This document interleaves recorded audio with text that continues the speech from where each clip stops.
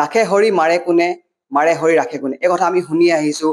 আৰু তাকে এই কথা দিঠকত আনিলে এখন চিকিৎসকসকলে। আৰু মই বৰ্তমান উপস্থিত শিৱসাগৰ ডিমৰ আদৰ্শ চিকিৎসালয়ত। আৰু এই আদৰ্শ চিকিৎসালয়ত এগৰাকী 3মহীয়া গৰ্ভৱতী মহিলাক সৰ্পই দংশন কৰিছিলে, আৰু তাৰপিছত আহি পেলাই উপস্থিত হৈছিলে এই চিকিৎসালয়ত। আৰু তাৰ পাছৰ পৰাই চিকিৎসকসকলে এই মহিলাগৰাকীক নিৰীক্ষণত ৰাখিলে, আৰু তাৰপিছত এটা সুস্থ সন্তান জন্ম দিবলৈ সেই মহিলাগৰাকী সক্ষম হ'ল। আৰু মোৰ কাষত উপস্থিত তাৰে এগৰাকী চিকিৎসকৰ পৰা আমি সম্পূৰ্ণ কথা জানিব চেষ্টা কৰিম যে তেওঁ কি ধৰণে তেওঁক চিকিৎসা কৰিছিলে। নমস্কাৰ। হয়, ৰূপা ঘাচি, তাইক আপোনাৰ যেতিয়া তাই 3 মাহৰ অন্তঃসত্ত্বা আছিলে, তাইক বিচনাতে কলা শংখচূড় সাপে দংশন কৰিছিলে। এইটো কয়, ইয়াৰ স্পেচিছ নামটো হ'ল বুংগাৰাছ নাইজাৰ। আৰু যেতিয়া দংশন কৰাৰ পিছত তেওঁলোকে ততাতৈয়াকে হস্পিটেললৈ আহে। আপোনাৰ 1টা বজাত ৰাতি দংশন কৰিছিলে বিচনাতে। আৰু তেওঁলোক ডিমৌ হস্পিটেলত ৰাতি 1:30 ভৰ্তি হয়। আৰু কৰ্তব্যৰত চিকিৎসক ডক্টৰ ৰেণ্টু গাম আৰু তেওঁলোক আমাৰ নাৰ্ছসকলে তেখেতক পৰ্যবেক্ষণত ৰাখে। যিহেতু প্ৰথমে লক্ষণ একো নাছিলে, গতিকে সেইকাৰণে আমি সাধাৰণতে পৰ্যবেক্ষণত ৰাখোঁ। তৎক্ষণাত আমি বেজী দি নিদিওঁ, কাৰণ আপোনাৰ ধৰক এণ্টিভেনম বেজী দিলেও বহুত পাৰ্শ্বক্ৰিয়া হয়। গতিকে সেইকাৰণে আমি সৰ্পই দংশন কৰিছে বুলিকে আমি পটককে এণ্টিভেনম বেজী প্ৰয়োগ নকৰোঁ। যিটো শংখচূড় সাপে দংশন কৰিলে 3-4 ঘণ্টা পিছত লক্ষণবোৰ আহে, আৰু তেনেকুৱাই হ'ল তাইৰ ক্ষেত্ৰতো। প্ৰায় 4 ঘণ্টামানৰ পিছত তাইৰ লক্ষণবোৰ আহিলে, আৰু তৎক্ষণাত 20টা এণ্টিভেনম প্ৰয়োগ কৰা হ'ল যদিও তেওঁৰ স্বাস্থ্যৰ বিশেষ উন্নতি নহ'ল, কাৰণ তাইক দংশন কৰিছিলে বিষাক্ত কলা শংখচূড় সাপৰ পোৱালি সাপে। চ' প্ৰাপ্তবয়স্ক সাপে যেতিয়া দংশন কৰে, তেতিয়া আপোনাৰ ধৰক বিষটো কণ্ট্ৰল কৰে, মাত্ৰ 10% বিষহে দিয়ে, গোটেই বিষবোৰ নিদিয়েগে।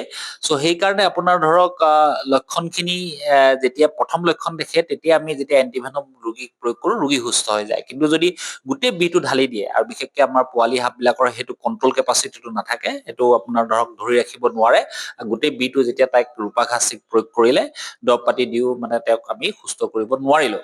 চ' আমি ভাবিলোঁ যে তেওঁক আমি তৎক্ষণাত আমাৰ ICU বা ভেণ্টিলেশ্যনৰ প্ৰয়োজন হ'ব, কৃত্ৰিম শ্বাস প্ৰশ্বাসৰ ব্যৱস্থাটোৰ প্ৰয়োজন হ'ব। আৰু সেই সূত্ৰে আমি তেখেতক তৎক্ষণাত আমি প্ৰগতি হস্পিটেল, ব্যক্তিগত প্ৰগতি হস্পিটেলত ট্ৰান্সফাৰ কৰা হয়। আৰু তাতে আমি একদিন মাত্ৰ তেওঁক আমি কৃত্ৰিম শ্বাস প্ৰশ্বাসত ৰখা হয়, আৰু পিছদিনাখনে আকৌ ডিমৌ হস্পিটেললৈ আমি স্থানান্তৰিত কৰা হয়, কাৰণ তেওঁলোক দিন হাজিৰা কৰা মানুহ, তেওঁলোকে খৰচ পাতি কৰিব নোৱাৰে। আৰু তাৰপিছত ক্ৰমান্বয়ে তাই সুস্থ হৈছিলে, কিন্তু তাইৰ পেটত থকা পোৱালিটো কেনেকুৱা অৱস্থা আছে আমি একো নাজানিছিলোঁ।